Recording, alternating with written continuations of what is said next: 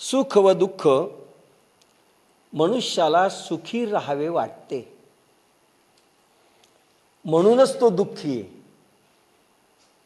दुःख का निर्माण होतं याचं पहिलं कारण मनुष्याला सुखीच राहावंसं वाटतं, म्हणून दुःख निर्माण होतं. जितकी सुखी होण्याची महत्वाकांक्षा तितकी दुःख निर्मिती. म्हणजे मुळात काय आहे? महत्वाकांक्षा. महत्वाकांक्षा महत्वाकांक्षा म्हणजे काय हो, हेही समजून घेतलं पाहिजे. महत्वाकांक्षा म्हणजे अहंकाराचे धावणे, अहंकाराचं धावणं. अहंकार पळतो आपला, चालत नाही, रनिंग.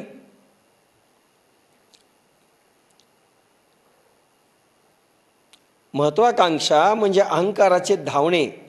मला काहीतरी बनलेच पाहिजे ही प्रगाढ इच्छा.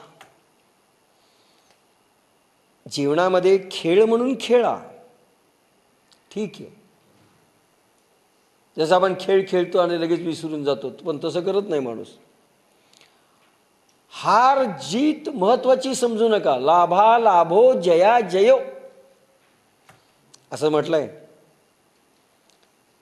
एखादी गोष्ट, जसं आपण हिंदुस्थान पाकिस्तान मॅच खेळला किंवा आज रोज पोरं मॅच खेळतात, विसरूनही जातात. हारलोच पाहिजे किंवा जिंकलोच पाहिजे, त्याच्यात सुख आहे किंवा त्याच्यात दुःख आहे मांडलं की संपलं. जीवनामध्ये खेळ म्हणून खेळा, वस्तूशी, विषयाशी आणि व्यक्तीशी खेळ म्हणून खेळा. पण हार जीत महत्वाची समजू नका. हरणे किंवा जिंकणे हे महत्वाचं आहे असं समजू नका.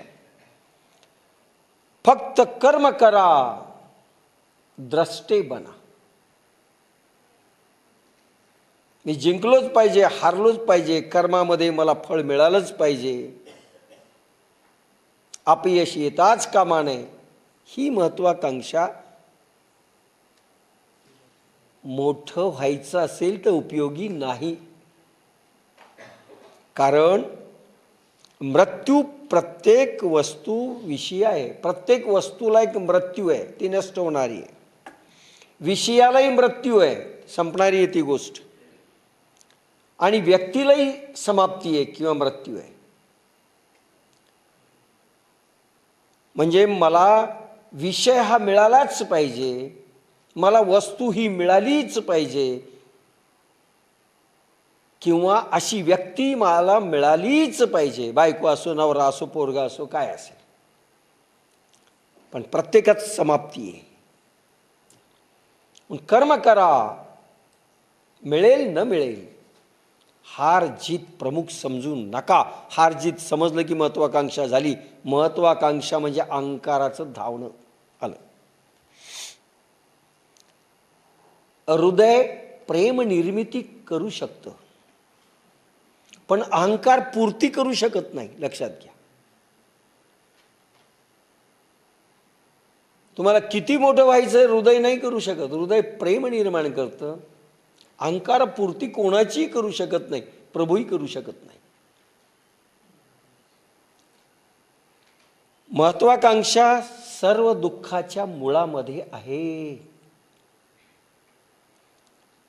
वस्तूची अभिलाषा, व्यक्तीची अभिलाषा, विषयांची अभिलाषा.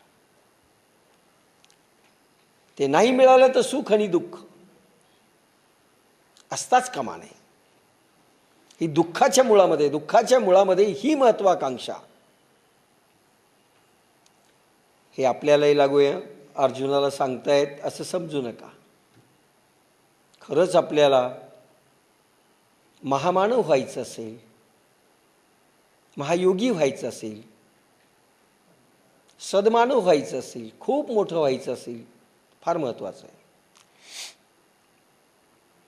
तुम्ही जसे आहात तसा स्वतःचा स्वीकार करा. आपल्याला स्वतःविषयीच प्रेम नाही, कारण आपल्याला वाईट, आपली बुद्धी त्याच्या बुद्धीच्या बरोबर नाही, आपलं कर्म त्याच्या कर्माच्या बरोबर नाही, आपलं मन त्याच्या मनाच्या बरोबर नाही, आपली ग्रास्पिंग त्याच्या बरोबर नाही. तुलना करू नका. जसे आहेत तसा स्वतःचा स्वीकार करा. ह्या ओळीमध्ये काय काय सांगितलंय ते सांगतो. तुम्ही जसे आहात तसा स्वीकार करा म्हणजे सुख निर्मिती होईल. ठीक आहे, माझ्या बुद्धीप्रमाणे कोतीप्रमाणे एवढं मिळालं, सुख झालं, समाधान झालं. महत्वाकांक्षा नाही आहे. महत्वाकांक्षा म्हणजे जे नाही ते मला पाहिजे. माझी कुवत नसेल पण मला पाहिजे, माझी बुद्धी नसेल पण मला पाहिजे, माझं कर्म नसेल त्या कोटीतलं तरी मला पाहिजे, माझं नशीब नसेल तरी मला पाहिजे. दुःख निर्मिती. आणि जे मिळालं, कर्म करायचंय, दोघांनी कर्म करायचंय, पण कर्म केलं, जे मिळालं चलो, देवाचा प्रसाद आहे, हा भगवंत प्रसाद आहे, भगवंत इच्छा आहे, संपला. सुख निर्मिती होते. एकच गोष्ट दुःख निर्मिती करतं. एक फळ थोडं मिळालं हा समाधानी आहे, आणि थोडं मिळालं हा समाधानी नाही, असमाधानी आहे. असमाधानी म्हणजे तो दुःख निर्माण होतो. वस्तू तेवढीच मिळाली, मी खूप खटपट केली, मला एक 10,000 रुपये मिळाले, मी समाधान मानलं पाहिजे? नाही, चला छान झालं, ईश्वराने एवढं दिलं फळ. असमाधानी काय म्हणतो, 10च कसे मिळाले, मला 1,00,000 रुपये मिळायला पाहिजे.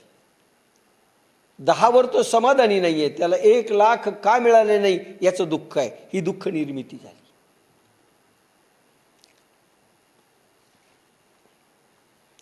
दुसऱ्या सारखे होणे म्हणजे दुःख निर्मिती. मी त्याच्यासारखं झालं पाहिजे, मी टाटासारखं झालं पाहिजे, मी अंबानीसारखं झालं पाहिजे, मी कलेक्टरसारखं झालं पाहिजे, मी त्या जजसारखं झालं पाहिजे, मी इंडस्ट्रियलिस्टसारखं झालं पाहिजे. ही दुःख निर्मिती आहे, दुसऱ्यासारखं होणं. म्हणून तुलना नको, दुसऱ्याशी तुलनाच करू नका. साधकाने देखील आपसात तुलना करता कामा नये.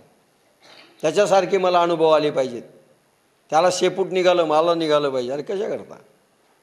त्याला शिंग निघाला मला निघालं पाहिजे, त्याला दर्शन झालं मला झालं पाहिजे. कशा करता? तुम्हाला काहीही बनायचं नाही. महावीरासारखं झालं पाहिजे नाही, बुद्धासारखं झालं पाहिजे नाही, ज्ञानेश्वरासारखं, बाप्पासाहेबासारखं, सोमानीसारखं नाही. तुम्हाला तुमच्याचसारखं व्हायचं. आदर्श ठेवा, त्यांच्या सारखं नाही व्हायचं, मला माझ्यासारखं व्हायचं. सारखं म्हणलं की तुलना झाली, तुलना म्हणलं की महत्वाकांक्षा झाली, महत्वाकांक्षा झाली की दुःख. जे मिळालं त्याच्यात सुख नाही. मला फक्त तिरुपतीचे बालाजीच दिसले, त्याला लक्ष्मी, विष्णू, बालाजी तिन्ही दिसले. तुलना नाही करायची. महत्वाकांक्षा, तुलना दुसऱ्याशी करू नका. महत्वाकांक्षा भविष्याच्या चिंतेकडे वळवते. भविष्याची चिंता. माझी कुवत नाहीये, मला कलेक्टर व्हायचं आहे, माझी कुवत नाहीये, मला डॉक्टर व्हायचं आहे, माझी क्षमता नाहीये, बौद्धिक, आर्थिक, इंद्रियांची कुठलीच माझी झेप नाहीये, पण मला व्हायचं आहे, मला श्रीमंतही व्हायचं आहे, मला पदही खूप मोठं पाहिजे, मला डिग्र्या पाहिजेत. आणि हा चिंताग्रस्त नेहमी असतो. कर्मावर प्रेम नसतं, याचं चिंतेमध्ये असतो. हा कसं करावं, कॉप्या करून होता येईल का, बदमाशीनी होता येईल का, भविष्याची चिंता, कसा होणार मी डॉक्टर. म्हणून मुलंही आत्महत्याकडे लागलेले आहेत. त्याचं कारण आई आणि वडील अतिशय महत्वाकांक्षी आहेत, आणि पोराची कुवत नाहीये कुवत. महत्वाकांक्षा भविष्याच्या चिंतेकडे वळवते. आणि आई वडील देखील चिंतेमध्ये असतात, पूर्ण चिंतेमध्ये. कसं होईल पोराचं, जसं का ठेका घेऊन आले ते. त्या पोराचा ठेकाच जणू काही याला दिलेला आहे. स्वतःचा काय आहे ते माहीत नाही बरं का. ते नेहमी म्हणत असतो, स्वतःच्या विषयी आपलं काय होईल याची चिंता नाही आहे, कारण आपण करू शकत नाही आहे. पण दुसऱ्याचा ठेका मात्र पूर्ण घेतलेला आहे आपण. महत्वाकांक्षा आहे. आपण महत्वाकांक्षी दुसऱ्याविषयी असतो. तुम्ही काय नाही झालं, आम्हाला जमलं नाही, दुसऱ्याविषयीची महत्वाकांक्षा. ह्या जन्मात ती पूर्ण झाली नाही, ती पुढील जन्मासाठी पुढे सरकते. या महत्वाकांक्षा. समजा तुम्ही आई असाल, वडील असाल, आपल्याला होता नाही आलं, कलेक्टर व्हायचं होतं पण कंडक्टर झालो, आणि सारखी ती इच्छा जर छळत असली तर पुढच्या जन्मासाठी तसेच जन्म होतात.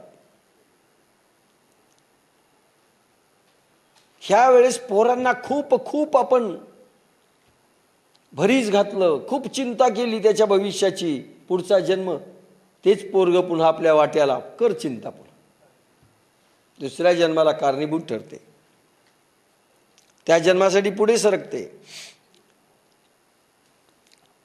इच्छा भविष्याची निर्मिती करते.